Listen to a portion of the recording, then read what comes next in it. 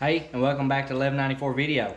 Today what I want to show you is how to change a General Motors upper ball joint that has the 4 holes. Of course, from the factory, these things are riveted on. Sometimes you have one that's a bolt hole just to hold your brake line up, but I'm going to show you exactly how I swap these things out, and it's probably going to be the easiest method to keep from damaging or scraping up all your upper control arms if you try to grind them off.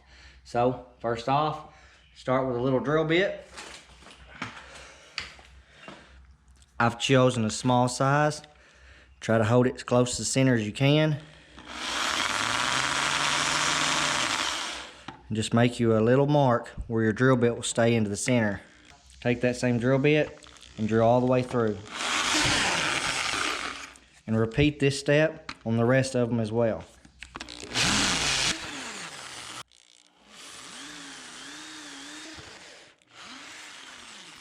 Okay, now that we've drilled out our rivets with our pilot bit, I've gotten another bit that's the same size as the hole for the rivet, and I'm going to use this bit to go through those holes to drill them rivets out.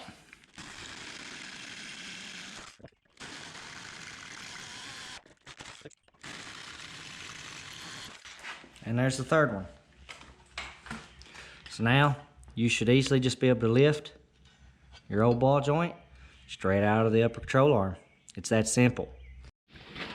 Now, using a blowgun, you want to make sure you clean all your shavings.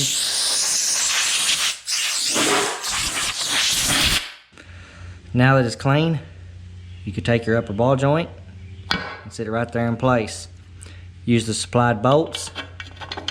Of course, this one being the one to hold the brake line in. Just slide them into place.